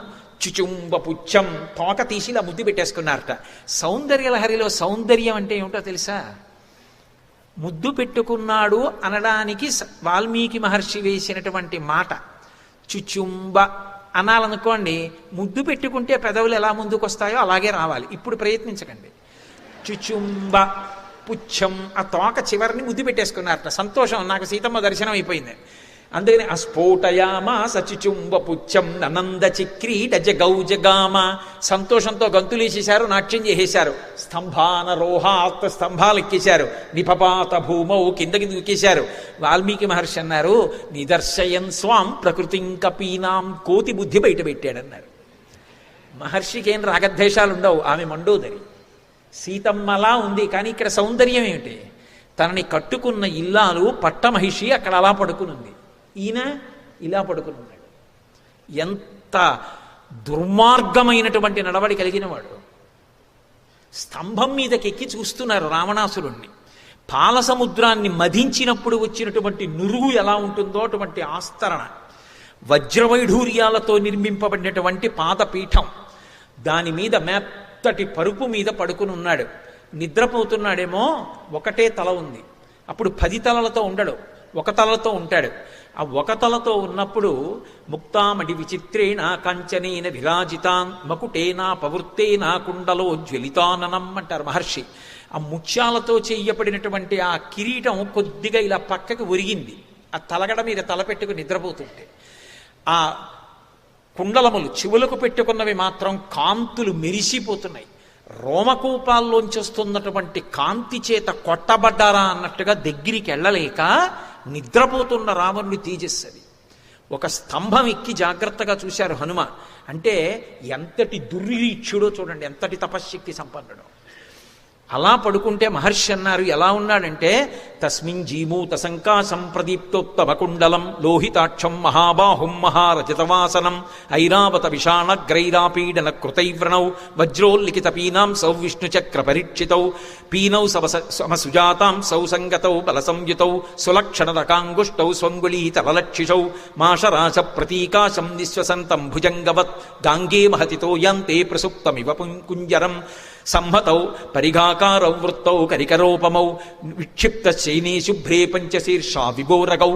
ఎన్ని శ్లోకాలు వేసేశారు. తస్మిన్ జీమూత సంకాశం, నల్లటి మబ్బొచ్చి పడుకుంటే ఎలా ఉంటుందో అలా ఉన్నట్ట. ప్రదీప్తోత్తమ కుండలం, కుండలములు ప్రకాశిస్తున్నాయి చెవులకి. లోహితాక్షం, బాగా ఆ పదార్థాన్ని సేవించి పడుకున్నాడేమో, కన్నుల రెప్ప మధ్యలోంచి ఎర్రటి కాంతి కొడుతోంది. లోహితాక్షం మహాబాహుం, పెద్ద పెద్ద చేతులు. మహారజతవాసనం, బంగారు బట్ట కనకచేలం కట్టుకున్నాడు, కట్టుకుని పడుకునున్నాడు. ఐరావత విషాణగ్రైరాపీడన కృతైవ్రణౌ వజ్రోల్లిఖిత పీనాం సౌ విష్ణుచక్ర పరీక్షితౌ. నిద్రలేస్తే చూపిస్తాట అందరికీ. ఉత్తరీయం ఇలా తీసి, రే ఈ దెబ్బ ఏమిటో తెలుసా, దేవతలతో యుద్ధం చేసినప్పుడు ఐరావతం కుమ్మింది, దాని దంతం ఇక్కడ తెగిందిరా, ఇది ఆ దెబ్బ అంటట. ఇలా చూపించి, ఇదేమిటో తెలుసా, విష్ణువు చక్రం పెట్టి కొడితే ఇదిగో కొద్దిగా తెగింది ఇక్కడ, అది మత్స అంటట. అటువంటి యోధుడు. అందుకు వీరహత్య కూడా జరిగింది కాబట్టే అన్ని శివలింగాలు ప్రతిష్ఠించారు రామచంద్రమూర్తి. అంతటి మహాయోధుడు. ఐరావత విషాణగ్రైరాపీడన కృతైవ్రణౌ వజ్రోల్లిఖిత పీనాంసౌ విష్ణుచక్ర పరీక్షితౌ. కాలు మీదో దెబ్బ చూపిస్తాట. ఇదేమిటో తెలుసా, ఇంద్రుడు వజ్రం పెట్టి కొడితే ఇక్కడ తెగింది, ఇదిగో చూసావా మచ్చబడింది అంటట. అయితే ఇది బాగుంది వినడానికి, రావణాసురుడు ఎంత యోధుడో అనిపిస్తుంది. కానీ వాళ్ళందరూ ఎవరు? లోకపాలకులు, వాళ్ళ ధర్మాన్ని నిలబెట్టినటువంటి వాళ్ళు. ఇది పంజాగుట్ట పోలీసులు కొట్టిన దెబ్బ, ఇది అంబర్పేట పోలీసులు కొట్టిన దెబ్బ, ఇది ఖైరతాబాద్ పోలీసులు కొట్టిన దెబ్బ అన్నాడు అనుకోండి. ఎందుకు కొట్టారు పోలీసులు? అన్ని పోలీస్ స్టేషన్లలో కొట్టవలసిన అవసరం ఎందుకు వచ్చింది? అప్పుడు వాడు ఎవరై ఉంటాడు? విష్ణువు ఎవరిని కొడతారు, ఇంద్రుడు ఎవరిని కొడతారు? అలాంటి దెబ్బలన్నీ ఐరావతం ఎందుకు పొడిచింది నిన్ను? ఈ దెబ్బలన్నీ ఒంటి మీద ఎందుకున్నాయి అంటే, ఆ మాట వాల్మీకి మహర్షి చెప్పారా? చెప్పరు, నాబోటిగాడు చెప్తాడు. ఇది సౌందర్యం. కాబట్టి ఐరావత విషాణగ్రైరాపీడన కృతైవ్రణౌ వజ్రోల్లిఖిత పీనాం సౌ విష్ణుచక్ర పరీక్షితౌ పీనౌ సమసుజాతాం సౌ సంహతౌ బలసంయుతౌ సులక్షణరకాంగుష్టౌ స్వంగుళీతలలక్షితౌ. ఆ భుజములు బాగా బలిసి ఉన్నాయిట. ఇక్కడ చూస్తే గుండ్రంగా ఉండి సొట్టలు పడి ఉన్నాయిట. అబ్బా ఏమి భుజాలు రా అనిపిస్తుంది. అటువంటి భుజాలు. ఈ 5 వేళ్ళు చూస్తే గోళ్ళు ఎర్రటి కాంతులతో సమంగా పెరిగి ఉన్నాయిట. లక్ష్మీ కళ ఉట్టి పడిపోతోంది ఆ వేళ్లల్లో. అటువంటి వేళ్లతో ఉన్నాడు. మాషరాశ ప్రతీకాశం నిశ్వసంతం భుజంగవత్ గాంగే మహతితో యాం తే ప్రసుప్త వివకుంజరం. మాషరాశ ప్రతీకాశం, మినువులు తీసుకొచ్చి పెద్ద రాశి పోస్తే ఎలా ఉంటాయో అలా ఉన్నట్టు. మాషరాశ ప్రతీకాశం నిశ్వసంతం భుజంగవత్. అనుకోకుండా అటు వెళ్ళాడు. నా జీవితంలో ఒకసారి అలా జరిగింది. నేను ఏదో పని మీద చెట్లల్లోకి వెళ్ళాను. చెట్లల్లోకి వెడితే ముందు నాకు తెలియలేదు, కానీ కాసేపు ఆగిన తర్వాత ఏదో కదిలినట్టు అనిపించింది. ఏమిట్రా కదిలినట్టు అనిపించిందని చూసేటప్పటికి అది తోక. దాన్ని బట్టి ఇలా తిప్పి చూస్తే ఇంచుమించు ఒక 10 అడుగుల పాము. ఏమి నా భాగ్యమో తెలియదు కానీ తలెత్తలేదు, ఆకుల్లో పడుకున్నది. నేను వెంటనే వెళ్ళిన పని ఆపేసి వెనక్కి వెళ్ళిపోయాను. కానీ నిశ్వసంతం భుజంగవత్, నిద్రపోతున్న పాము అది. కానీ నాకు 3 రోజులు మళ్ళీ ఆఫీస్ క్యాబిన్లోకి వెళ్ళడానికి భయం వేసేది. ఏమో అది ఎక్కడుందో, అది నన్ను చూసిందేమో. అది నిద్రపోతున్నదాన్ని నేను చూసా, పడుకున్నదాన్ని. పడుకున్న దాన్ని చూసినా అది నన్ను చూసిందేమో అని భయం ఎలా ఉంటుందో, రావణుడు నిద్రపోతున్నా వాడు కానీ చూశాడేమో అంటే అలా ఉంటుంది. అది మహర్షి చెప్పడం సౌందర్యం. కాబట్టి మాషరాశ ప్రతీకాశం నిశ్వసంతం భుజంగవత్ గాంగే మహతితోయాంతే, గంగలో స్నానం చేసి వస్తున్న ఏనుగులో ఉన్నాడు. అంటే పడుకున్నాడు కాబట్టి ప్రశాంతంగా ఉన్నాడు. లేచాడా దుమ్మోసుకుంటాడు, మళ్ళీ ఎవరి మీదకో యుద్ధానికి వెడతాడు, ఎక్కడో లోకనాశనం చేస్తాడు, ఎవరినో ఎత్తుకొస్తాడు, ఏదో ఇబ్బంది పెడతాడు, లేకపోతే ప్రశాంతత ఉండదు వాడికి. కాబట్టి గాంగే మహతితోయాం తే ప్రసుప్తమివ కుంజరం, నిద్రపోతున్న ఏనుగు ఎలా ఉంటుందో అలా ఉన్నాడు. అక్కడతో సరిపోలేదు. సంహతౌ పరిఘాకారౌ వృత్తౌ కరికరోపమౌ విక్షిప్త శైనీ శుభ్రే పంచశీర్షా వివౌరగౌ, ఏనుగు యొక్క తొండం ఎలా ఉంటుందో ఈ చేతులు అలా ఉన్నాయి. ఈ వేళ్ళు చివర చూస్తే ఏదో చెయ్యిలా పెట్టుకుని నిద్రపోతున్నట్టు లేడు. 5 తలల పాములు 2 పడుకుంటే ఎలా ఉంటుందో అలా ఉన్నాడు. ఆయన రోమకూపాల్లోంచేస్తున్నటువంటి తేజస్సు చేత కొట్టబడ్డారా అన్నట్టుగా దగ్గరకి కూడా వెళ్ళలేక స్తంభం నుంచి చూసి తెల్లబోయారు. ఏవి తేజస్సు రాయి రావణాసురుడిది అని. అక్కడి నుంచి సీతమ్మ ఇక్కడ లేదు, వెతకాలి కదూ. అందుకని లంకాపట్టణం అంతా అన్వేషించేశారు, ఎక్కడా సీతమ్మ కనపడలేదు. నిస్పృహ కలిగి అనుకున్నారు, అనిర్వేద శ్రియోమూలం అనిర్వేద పరం సుఖం అనిర్వేదో హి సతతం సర్వార్థేషు ప్రవర్తక కరోతి సఫలం జన్మో కర్మయత్తత్ కరోతి సహ తస్మాత్ అనిర్వేద కృతం యత్నం చేష్టేహముత్తమం. అందుకు చదువుతారు సుందరకాండ. మనిషి ఎప్పుడైనా సరే నిర్వేదాన్ని పొందాడా, దుఃఖాన్ని పొందాడా, శోకాన్ని పొందాడా, దాన్ని మించిన శత్రువు లేదు, ఆలోచన కూడా రాదు. మనిషి ఉత్సాహాన్ని పుంజుకుని సమస్య వచ్చినప్పుడు ఆలోచించాలి. అనిర్వేద శ్రియోమూలం, లక్ష్మి ఏర్పడడానికి కారణం శోకాన్ని విడిచిపెట్టడమే. అనిర్వేద పరం సుఖం అనిర్వేదోహి సతతం సర్వార్థేషు ప్రవర్తక, అనిర్వేదము శోకాన్ని విడిచిపెట్టడమే సమస్తమైనటువంటి సుఖములను చేకూరుస్తుంది. కాబట్టి కరోతి సఫలం జన్మో కర్మయత్తత్ కరోతి సహా తస్మాద్ అనిర్వేద కృతం యత్నం చేష్టేహముత్తమం. ఉత్సాహం పుంజుకుంటానన్నారు. మళ్ళీ లంకాపట్టణం అంతా తిరిగి వచ్చారు. చతురంగళ మాత్రోపి నావకాశస్య విద్యతే రావణంతఃపురే తస్మిన్ యంకపిర్నజగాయ సహ. 4 అంగుళాలు విడిచిపెట్టకుండా లంకాపట్టణం అంతా వెతికిశానే. ఓ, నాకు అర్థమైంది. ఒంటి మీద బట్టలేని పరకాంతల్ని చూశాను, అందుకే నాకు ధర్మదోషం వచ్చింది, సీతమ్మ దర్శనం అవ్వలేదనుకున్నారు. మళ్ళీ వెంటనే అన్నారు, మనోహిహేతు సర్వేషాం ఇంద్రియాణం ప్రవర్తనే శుభాశుభా స్వవస్థాసు తచ్చమే సువ్యవస్థితం. తప్పిపోయింది ఆడది, ఆడవాళ్లలో కాకపోతే ఎక్కడ వెతుకుతాను? వాళ్ళని వెతికాను, వాళ్ళ ఒంటి మీద బట్టలేదు, నా మనస్సే వికారం పొందలేదు, నాకేమీ జ్ఞాపకం లేదు. సీతమ్మ కాదన్నాను, బయటికి వచ్చాను, నాకు దోషం లేదు, నా మనసు ప్రతిస్పందించలేదు కాబట్టి నాకు దోషం అంటలేదన్నారు. కానీ సీతమ్మ కనపడలేదు. విపరీతమైన దుఃఖం పొందారు.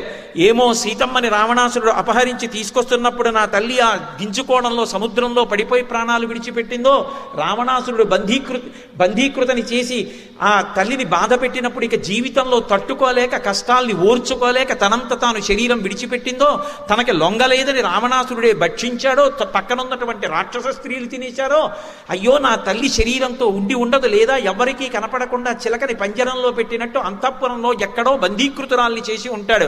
సీతమ్మ పరిస్థితి చూస్తే బహుశా శరీరంతో లేదు. ఇప్పుడు నేను తిరిగి వెళ్ళి సీతమ్మ జాడ కనిపెట్టలేకపోయాను. సీతమ్మ ప్రాణాలతో లేదన్న మాట చెప్పగానే ఆవలి ఒడ్డున శుభవార్త కోసం ఎదురు చూస్తున్నటువంటి వానరులందరూ ప్రాణాలు విడిచిపెడతారు. అంగదుడు విడిచిపెడతాడు, జాంబవంతుడు విడిచిపెడతాడు, రాముడు, లక్ష్మణుడు, సుగ్రీవుడు, వానరజాతి అవతల కౌసల్య, సుమిత్ర, కైకేయి, భరత, శత్రుఘ్నులు, ఇంతమంది 2 జాతులు వానరజాతి, నరజాతి ప్రాణములు విడిచిపెట్టేస్తారు. ఇటువంటి అశుభవార్త వెళ్ళి చెప్పవలసిన అవసరమేముంది? వెళ్ళను, చెప్పను, ఇక్కడే కూర్చుంటాను. హస్తాదానో ముఖాదానో నియతో వృక్షమూలిక వానప్రస్థో గమిష్యామి హదృష్ట్వా జనకాత్మజాం. ఇక్కడే వానప్రస్థుడినై చేతులు చాపు కూర్చుంటా. చేతిలో ఏదైనా పడిందా తింటాను, పడలేదా ఉండిపోతాను. ప్రాణాలు పోయే వెనక్కి వెళ్ళను, అశుభవార్త చెప్పను. శోకం వచ్చిన వాడు లొంగిపోతారని చెప్పినటువంటి హనుమకే శోకం వస్తే ఏకంగా తన విషయం కాదు, 2 జాతులే మరణిస్తాయని తీర్మానం చేసి పారేశారు. శోకం అన్నది మనసులోకి రావాలి, కానీ మనిషిని ఎంత కుంగదీసేస్తుందో చూడండి. ఇన్ని మాటలని కూర్చున్నారు. జ్ఞాపకానికి వచ్చింది, ఓ నేను బయలుదేరేటప్పుడు నా తల్లికి నమస్కారం చెయ్యలేదు. ఇదిగో ఎక్కడో ఉంది మా తల్లి సీతమ్మ. ఆనాడు జనక మహారాజు గారు సీతమ్మని కూతురుగా పొందుదామని ప్రయత్నం చేస్తే కూతురుగా దొరికిందా? యజ్ఞం చేద్దామని ఆయన భూమిని దున్నుతూ ఉంటే నాగేటి చాలుకి తగిలి బుద్ధిత అని పైకి లేచి తాను ఆయనకి కూతురై జానకి అని పేరుతో ప్రకాశించింది. నేను ఆమె దర్శనం చేయడం కాదు, నా తల్లి అనుగ్రహించి నాకు దర్శనం ఇవ్వాలి. అందుకని ఇప్పుడు మళ్ళీ ఎలుగెత్తి ప్రార్థన చేశారు. నమోస్తు రామాయ సలక్ష్మణాయ దేవ్యై చ తస్యై జనకాత్మజాయై నమోస్తు రుద్రేంద్ర యమానిలేభ్యో నమోస్తు చంద్రార్కమరుద్గణేభ్య సిద్ధిం మే సంవిధాస్యంతి దేవాస్సర్షి గణాస్పిహ బ్రహ్మా స్వయంభూర్భగవాన్ దేవాశ్చైవ దిశంతు మే సిద్ధిమగ్నిశ్చ వాయుశ్చ పురుహూతశ్చ వజ్రభృత్. అలాగే వరుణ పాశహస్తశ్చ యస్యాత్మానౌ సృజస్య స అశ్వినౌ చ మహాత్మానౌ మరుత సర్వయేవ చ సిద్ధిం సర్వాణి భూతాని భూతానాం చైవయ ప్రభు దాస్యంతి మమయే చాన్యే హెదృష్ట్వా పరిగోచరాః అని ప్రార్థన చేశారు. నమోస్తు రామాయ సలక్ష్మణాయ, లక్ష్మణస్వామితో కలిసి ఉన్నటువంటి రామచంద్రమూర్తికి నమస్కరిస్తున్నాను. భాగవతులతో కలిసి ఉన్నటువంటి భగవానుడు పరమప్రసన్నుడై ఉంటాడు. అందుకని అది ఉపాసన రహస్యం. ఏదో శివపూజ చేస్తున్నాను అనుకోండి, ఒక్క శివుణ్ణి పిలిచేసి వెంటనే ఆహ్వానం చేయరు. గంట కొట్టి ఏదో ఆ భృంగిరిట నంది భృంగిరిట వీరభద్ర చండీశ్వర ప్రబల ముఖ్య మహాగణేభ్య అని ఆ పరివారం అంతటితో ఉన్నటువంటి శివుడు వచ్చి కూర్చోవాలని పిలుస్తారు. అలా నమోస్తు రామాయ సలక్ష్మణాయ దేవ్యై చ తస్యై జనకాత్మజాయై. అమ్మా, నువ్వు జనకాత్మజగా నీయంతతో ప్రకాశించావు. జనకుడు కావాలంటే నువ్వు దొరకలేదు. దేవ్యై చ తస్మై, అమ్మా నువ్వు అనుగ్రహిస్తే నాకు దర్శనమిస్తావు. నేను కోరుకుంటే దర్శనమిస్తావా అమ్మా? అమ్మా అనుగ్రహించి కనపడమ్మా. హనుమకి సీతమ్మ దర్శనమైందన్న కీర్తిని నాకు కట్టపెట్టమ్మా.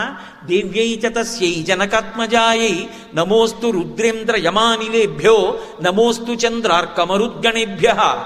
మరుద్గణాలకి రుద్రగణాలకి అన్నిటికీ నమస్కారం చేస్తున్నాను. బ్రహ్మ స్వయంభూశ్చతురాననోవా, బ్రహ్మగారు స్వయంభూ, ఆయనకి అశ్వినీ దేవతలకి వరుణుడికి అందరికీ సమస్త భూతకోటికి నమస్కారం చేస్తున్నాను. వీళ్ళందరూ నన్ను అనుగ్రహించి సీతమ్మ యొక్క దర్శనం నాకైందనేటటువంటి కీర్తి నాకు కల్పించుగాక. సీతమ్మ నాకు దర్శనమిచ్చి నన్ను అనుగ్రహించమ్మా అని ప్రార్థన చేశారు.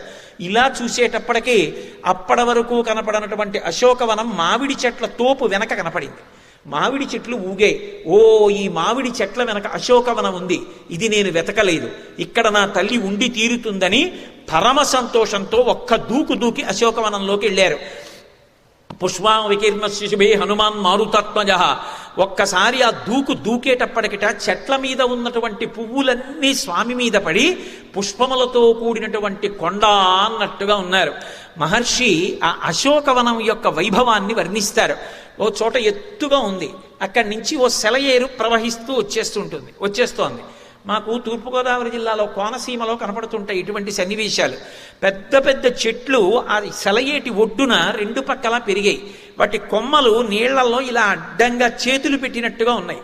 ఆ ఇలా దిగొచ్చేసినటువంటి సెలయేరు ఈ కొమ్మలు అడ్డొచ్చి మళ్ళీ వెనక్కి తిరిగితే మహర్షి అన్నారు, అది ఎలా ఉంది అంటే ప్రసన్నామివ కాంతస్య కాంతాం పునరుపస్థితాం అన్నారు. ప్రియుడితో కలిసి ఎక్కడో పైన కూర్చున్నటువంటి ప్రియుడు ఏదో కొద్దిగా పరుషంగా హాస్యమాడితే కోపం వచ్చి తొడముంచి దూకి వెనక్కి పరిగెత్తుకొచ్చేస్తుంటే చెలికెత్తెలు ఆపాటి హాస్యానికే అతన్ని విడిచిపెట్టి వెళ్ళిపోతావా అని చెప్పి చేతులు అడ్డుపెట్టి వెనక్కి పంపిస్తే మళ్ళీ వచ్చి తొడ మీద కూర్చున్న ప్రియురాలు ఎలా ఉంటుందో వెనక్కి వచ్చిన సెలయేరు చెట్ల కొమ్మలు తగిలి వెనక్కి తిరిగితే అలా ఉందన్నారు. అక్కడ కూడా ఏమి సౌందర్యమో, ఏమి వనాన్ని వర్ణిస్తారో మహానుభావుడు.